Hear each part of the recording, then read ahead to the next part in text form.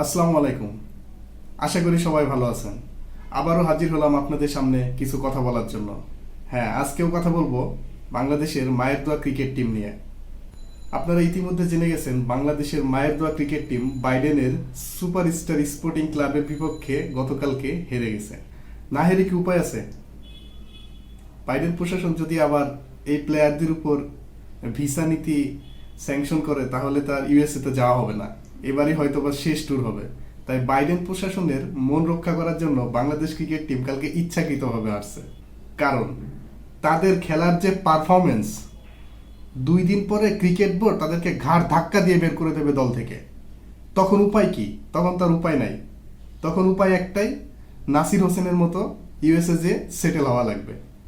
তাই ভিসা নীতির স্যাংশন যাতে এই প্লেয়ারদের উপরে না লাগে, এই জন্যই তারা কালকে হেরে বসছে। না হলে ইউএস এর মতো একটা দলের বিপক্ষে বাংলাদেশ কিভাবে হারে? যদি আপনারা বলবেন ক্রিকেট অনিশ্চয়তার খেলা, কই ইন্ডিয়া যদি ইউএস এর সাথে খেলে ইন্ডিয়া কি হারবে আপনার মনে হয়? ইংল্যান্ড যদি ইউএসএ টিমের সাথে খেলে ইংল্যান্ড কি হারবে? অস্ট্রেলিয়া যদি খেলে, নিউজিল্যান্ড যদি খেলে, তারা কি হারবে? তাহলে ক্রিকেট অনিশ্চয়তার খেলা কিভাবে হয়? আর আরেকটা জিনিস, বাংলাদেশ ক্রিকেট টিম যদি হেরেও যায় তাহলে কোনো সমস্যা নেই, কারণ এই ক্রিকেটারদের জবাবদিহিতা করা লাগে না। ক্রিকেটারদের যদি জবাবদিহিতা করা লাগতো তাহলে ইউএস এর মতো একটা দলের সাথে হারতে হতো না। এটাই সত্যি। কারণ কাকে জবাবদিহিতা করবে? আর জবাবদিহিতা যদি করাই লাগে তাহলে প্রবলেম কোথায়? আমি তো কোনো প্রবলেম দেখি না। কারণ ক্রিকেট বোর্ড কোনোদিন কোনো অ্যাকশনে যায় নাই। এর আগে যত খারাপ পারফরমেন্স করছে, এই ধরুন বিশ্বকাপে বাংলাদেশের যা তা পারফরমেন্স, তারপরও ক্রিকেট বোর্ড কোনো লিগ্যাল অ্যাকশনে গেছে? যায় নাই তো। তাহলে জবাবদিহিতা করতে সমস্যা কি? আমার ইচ্ছা হলো আমি হারলাম, আমার ইচ্ছা হলো আমি জিতলাম, জবাবদিহিতা করার দরকার আমি জবাবদিহিতা করলাম, সমস্যা তো নাই। কারণ জবাবদিহিতা করলেও আমার বিরুদ্ধে কোনো অ্যাকশন হবে না। সো হেরে গেছি ভাই, ভালো হয়েছে, জবাবদিহিতা করা লাগবে না। আর আরেকটা হচ্ছে বাইডেনের মন রক্ষা করতে পারলাম। ভিসা নীতির কোনো স্যাংশন ট্যাংশন নাই। দল থেকে বাদ পড়ে গেলে নাসির হোসেনের মতো বিদেশ চলে যাব, আমেরিকা চলে যাব, ওখানে যে ক্রিকেট খেলবো, আমেরিকায় সেটেল। যাই হোক, আসি ম্যাচে। প্রথম 3জন লর্ড, বুঝতেই পারছেন কাদের কথা বলতেছি। লর্ডের সভাপতি লিটন কুমার দাস, সৌম্য সরকার, আর লর্ডদের ক্যাপ্টেন নাজমুল হোসেন শান্ত। 3জনের রান, একজন লিটন দাস, তিনি রান করেছেন 15 বলে 14, টি-20-তে, ওয়ানডের কথা বলছি না। সৌম্য সরকার 13 বলে 20 রান। যাই হোক, ওনারটা ধরা যায়, ওনারটা টি-20 সুলভ ব্যাটিং করেছে, সো এটা নিয়ে খুব বেশি কিছু না বলি। আর লর্ডদের ক্যাপ্টেন নাজমুল হোসেন শান্ত, তার রান কত?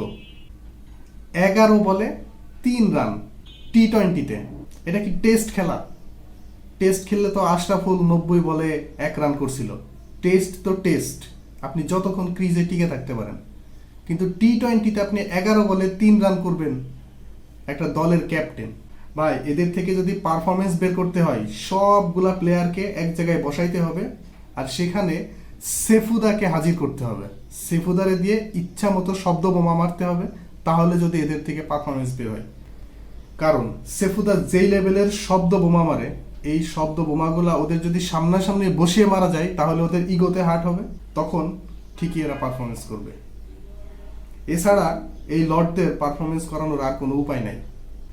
ইউএস এর মতো পাড়ার একটা ক্রিকেট টিমের সাথে কোনো রকমের টেনে টুনে 153 রান 20 ওভারে। আরে ভাই, India, Australia, England, New Zealand, south Africa, এদের সাথে যদি 153 রান করতো তাও বুঝতাম যে তাদের বোলিং লাইন আপ বিশ্বসেরা, তাদের ফিল্ডিং বিশ্বসেরা।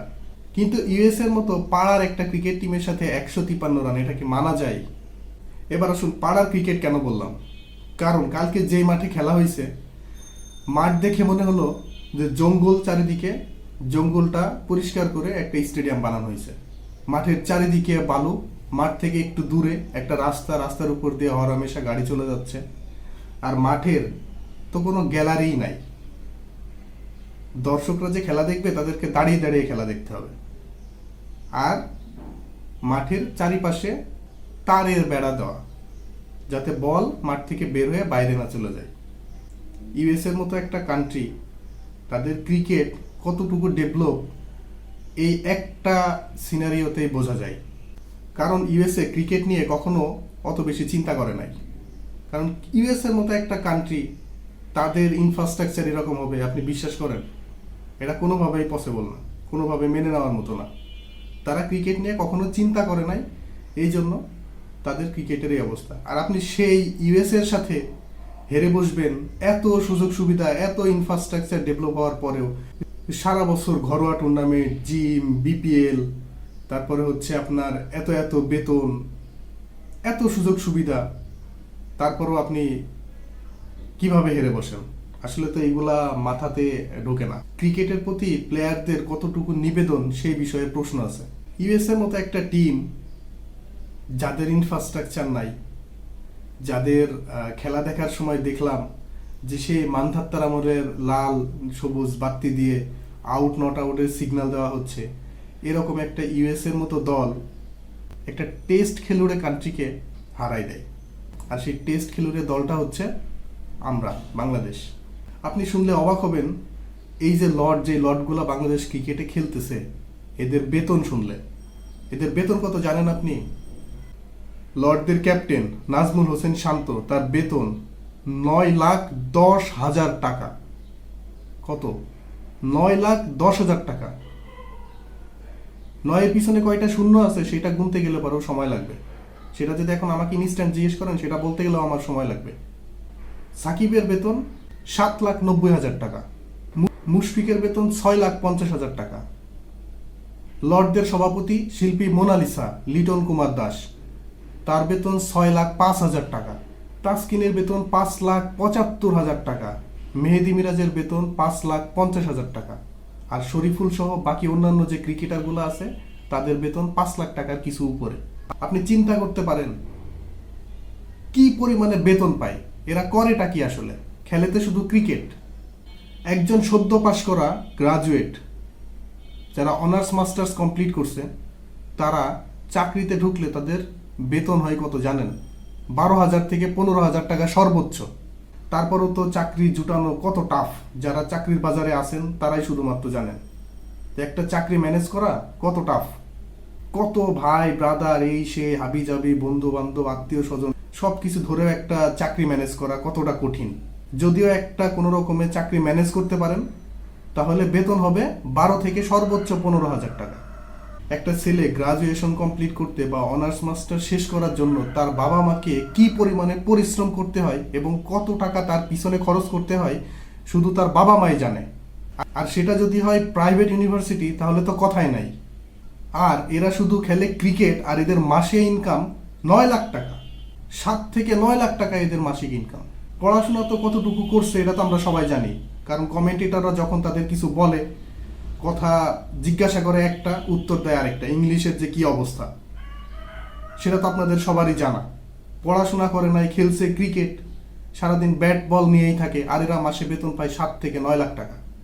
আর আপনি আমি এই এত বছর ধরে পড়াশোনা করলাম, বাবা মা এত কষ্ট করে টাকা পয়সা দিল, লাখ লাখ টাকা খরচ করলো, প্রাইভেটে পড়লে পরে আরও বেশি টাকা খরচ করলো।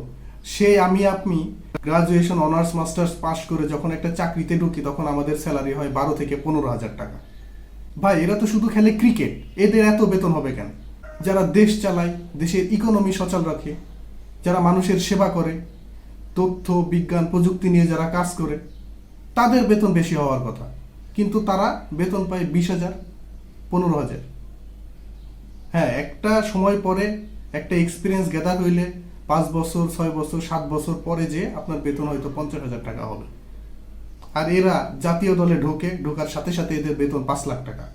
এরা তো শুধু খেলে একটা ক্রিকেট, যা শুধু একটা খেলা, খেলার বাইরে না। খেলা তো মানুষরা এন্টারটেইন করে, বা এন্টারটেইন করার জন্য তো সিনেমা আছে, নাটক আছে, গান আছে, ওইগুলো দিয়েও তো এন্টারটেইন পাওয়া যায়। ক্রিকেট দিয়ে কি এমন এন্টারটেইন হয়? আমার তো মনে হয় ক্রিকেট দিয়ে মানুষের আরও স্ট্রোক হওয়ার সম্ভাবনা বেড়ে যায়, কারণ বাংলাদেশ যে লেভেলের ক্রিকেট খেলে, এতে স্ট্রোক হওয়ার সম্ভাবনা দ্বিগুণ বেড়ে যাবে। আপনি যদি বাংলাদেশ সাপোর্ট করেন, এমন একটা কোনো ম্যাচ নাই যে বাংলাদেশ আপনাকে টেনশন না দিয়ে ম্যাচ জিতছে। বেশিরভাগ ম্যাচই তো হারে, আর যদিও জেতে তাহলে আপনাকে টেনশনে রাখবে, ক্লাইম্যাক্স, এন্টি ক্লাইম্যাক্স সব কিছু দিবে, দিয়ে আপনার হার্টটা দুর্বল করে তারপরে আপনাকে জিতাবে। সমস্যা হচ্ছে এই ক্রিকেটারগুলা 7-8 লাখ টাকা 9 লাখ টাকা বেতন পায়, তো এই জন্য এদের গায়ে লাগে না। দামি দামি গাড়ি বাড়ি লাক্সারিয়াস লাইফস্টাইল লিড করে। এত কিছু থাকলে কি আর এত মনোযোগ দিয়ে কেউ খেলা করে? জাতীয় দলে ঢুকে পড়লেই তো হয়। আর লবিং এর ব্যাপার তো আছে। মনে করেন যে কোনো একটা বোর্ডের বড় মাপের উচ্চ পদস্থ কোনো একটা কর্মকর্তার সাথে আপনি একটা সমঝোতা করলেন যে আমাকে ন্যাশনাল টিমে নাও, আমার 7 লাখ টাকা বেতন, এখান থেকে 2 লাখ টাকা তোমারে দিয়ে দিব, 5 লাখ টাকা আমার। সেই বেচারিও খুশি, আপনিও খুশি, লাক্সারিয়াস লাইফ স্টাইল লিড করতে পারবেন। আবার একটা ম্যাচ খেললে মোটা অঙ্কের ম্যাচ ফি পাই, সেটা খেলায় হারুক বা জিতুক। মানে আপনি মাঠে নামলেই ম্যাচ খেললেই মোটা অঙ্কের একটা ম্যাচ ফি পাবেন। এটা কি একটা উদ্ভট নিয়ম ভাই! আপনাদের তো প্রত্যেক মাসে মাসিক বেতন দেওয়াই হচ্ছে, তাহলে আবার ম্যাচ ফি? মানে আপনার প্রফেশনই তো এটা, মানে খেলা, আপনার প্রফেশন হচ্ছে খেলা, আপনি খেলবেন, তাহলে আপনি যেহেতু খেলবেনই তাহলে আপনার আবার ম্যাচ ফি কিসের? কই, আমরা অফিসে গেলে তো আমাদের কোনো এক্সট্রা টাকা দেওয়া হয় না, উল্টা আমরা অফিসে একদিন না গেলে আমাদের স্যালারি কাটা হয়। দুপুর 12টা থেকে রাত 9টা পর্যন্ত অফিসে গিয়ে টানা অফিসে কাজ করে পাছার চামড়া ব্যথা করে ফেলি, তারপরে বাসায় ফিরি, বাসায় এসে আবার রাত 1টা পর্যন্ত সাপোর্ট দেওয়া লাগে। কই, এত কিছু করি কই, তারপরেও তো আমাদের কোনো এক্সট্রা টাকা আসে না। যেই স্যালারি মাস শেষে ওই স্যালারিটাই পাই। উল্টা অসুস্থ হইলে অথবা যদি ছুটি নেই অথবা যদি লেট করে অফিসে যাই, সেই ক্ষেত্রে আবার কি করে? বেতন কেটে নেয়। তোমরা খেলো ক্রিকেট, এটাই তোমাদের প্রফেশন, আবার ম্যাচ খেললে তোমাদের ম্যাচ ফি এক্সট্রা টাকা। তাইলে আর কি লাগে? তাইলে কি আর খেলায় মনোযোগ আসে? খেলায় তো মনোযোগ আসবে না। যদি এত কাড়ি কাড়ি কাড়ি কাড়ি টাকা হয়, তাহলে খেলায় কিভাবে মনোযোগ আসবে? আসলে এই ক্রিকেটারদের যদি সাইজ করতে হয়, তাহলে এদের বেতন হওয়া উচিত কত জানেন? আমার মতে 20 থেকে 25 হাজার টাকা এদের বেতন ঠিক আছে। 20 থেকে 25-এর যদি 1 টাকাও বেশি হয় তাহলে সেটা অযৌক্তিক হয়ে যায়। যদি এদের বেতন 20 থেকে 25 হাজার টাকা করা হয়, তাহলে এরা ঠিকই মনোযোগ দিয়ে খেলা খেলবে। কারণ দামি গাড়ি কিনতে পারবে না, বাড়ি করতে পারবে না, লাক্সারিয়াস লাইফস্টাইল লিড করতে পারবে না, তখন খেলাটার প্রতি মনোযোগ আসবে। আর বোর্ড যদি এরকম একটা নিয়ম করে দেয়, ভাই তুমি যদি যেত তাহলে 5,000 টাকা বোনাস, তাহলে দেখবেন ম্যাচ জেতার প্রতি এদের আগ্রহ বেড়ে যাবে। আর যেহেতু ব্যাট প্যাড এইগুলা দামি দামি ইনস্ট্রুমেন্ট, সো এইগুলা কিনতে যেহেতু একটা মোটা টাকা খরচ হয়, সো বোর্ডের উচিত যে প্রত্যেক বছরে ভাই তোমাকে 3টা ব্যাট দিব, 2 জোড়া প্যাড দিব, 2 জোড়া বুট দিব, 2 জোড়া বুট, তারপরে 3টা ব্যাট, আর হচ্ছে 2 জোড়া প্যাড দিলে মনে হয় 1 বছর ভালো মতো চলে যায়। 1 বছরে খেলেই বা কয়দিন? ন্যাশনাল টিমের হয়ে তুমি খেলবা, ন্যাশনাল টিমে এইগুলা নিয়ে খেলবা। আর গ্লাভস হাবিজাবি ইনস্ট্রুমেন্ট বল যেগুলো আছে এইগুলা ওইভাবেই ঠিক করে দিতে হবে। 1 বছরে তুমি কয়টা ম্যাচই বা খেলবা? তো আশা করি এই 3টা ব্যাট, তারপরে 2 জোড়া প্যাড, গ্লাভস, 2 জোড়া জুতা, এগুলা দিয়ে খুব ভালো মতো 1 বছর পার করে দেওয়া যাবে। তুমি যখন ঘরোয়া খেলবা ভাই, তখন তুমি তোমার নিজের টাকা দিয়ে খেলো, কারণ ঘরোয়া লিগ খেললে পারে তো তুমি টাকা পাচ্ছ, তো তুমি নিজের টাকা খরচ করে ব্যাট প্যাড এইগুলা কেনো। তো ক্রিকেট বোর্ডের উচিত এইগুলা করা। আমরা যেরকম অফিসে গেলে আমাদের কি করে? আমরা অফিসে গেলে আমাদের হাতে একটা ল্যাপটপ ধরাই দেয়, একটা চেয়ার দেয়, একটা টেবিল দেয়, আর আনুষঙ্গিক যা যা লাগে কাজ করার জন্য এইগুলো তো অফিসই দিবে, এগুলো তো আমি বাসা থেকে নিয়ে যাব না। সো আমাদের যদি অফিস থেকে এইভাবে দেয়, তাহলে তাদেরও এইভাবেই দেওয়া উচিত। এরকম যদি হয়, বিশ্বাস করেন ভাই, এই ক্রিকেটারদের পারফরমেন্স চেঞ্জ হয়ে যাবে, খেলার প্রতি মনোযোগ আসবে, আর ক্রিকেটাররা সাইজও হয়ে যাবে। দামি দামি গাড়ি বাড়ি লাক্সারিয়াস লাইফও লিড করতে পারবে না। আর এইগুলা পাওয়ার নেশায় যেরকম আমাদের যেরকম মনে হয় যে একটা আইফোন 15 প্রো ম্যাক্স হইলে পরে আমাদের খুব ভালো হতো, মানে এটা হচ্ছে আমাদের কেনার সামর্থ্যের বাইরে, কিন্তু এটা হচ্ছে আমাদের ইচ্ছা যদি থাকতো, মানে একটা আশা। তো ওদেরও তখন এরকম একটা আশা থাকতো যে একটা যদি দামি গাড়ি হইতো, একটা যদি দামি বাড়ি হইতো। তো এইগুলা পাওয়ার জন্য কি করতে হয়? আমাদের তো কঠোর পরিশ্রম করতে হয়। সো ওরাও তখন মনোযোগ দিয়ে খেলাটা খেলতো, পরিশ্রম করে খেলতো। আর এখন খেলা খেলে গায়ে বাতাস লাগায় খেলা খেলে, যার কারণে বাংলাদেশ টিমের এই পারফরমেন্স। তাই ক্রিকেট বোর্ডের উচিত এদের বেতন 20 থেকে 25 হাজার টাকা করা, আর ওই ব্যাট প্যাড যা যা লাগে 2 জোড়া করে 1 বছরের জন্য ফিক্সড করে দেওয়া। ভাই বাংলাদেশ ক্রিকেটের প্লেয়াররা নিউজিল্যান্ডের ক্রিকেটারদের মতো না, ইংল্যান্ড অস্ট্রেলিয়া ইন্ডিয়ার মতো না, যে তাদের বেতন ওই ইন্ডিয়ার প্লেয়াররা যেরকম পায়, ইংল্যান্ডের প্লেয়াররা যেরকম পায়, অস্ট্রেলিয়ার প্লেয়াররা যেরকম পায়, ওদের সমান অথবা ওদের কাছাকাছি একটা বেতন ধরতে হবে। কারণ তোমাদের পারফরমেন্স এরকম আহামরিও না, তোমরা আহামরি কোনো পারফরমেন্সও করো না, তোমাদের কোনো ওয়ার্ল্ড কাপও নাই, তোমাদের কোনো শিরোপাও নাই, এখন পর্যন্ত কোনো কিছু জেতও নাই, তাহলে তোমাদের বেতন এত বেশি হবে? এদের বেতন কমাই দেওয়া উচিত। যাই হোক, ভালো থাকবেন, বাংলাদেশ ক্রিকেটের সাথেই থাকবেন।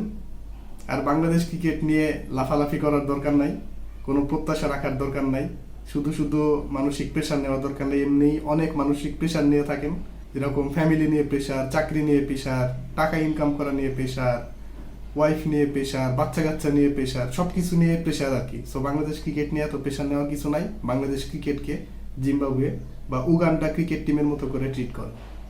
সবাই ভালো থাকবেন।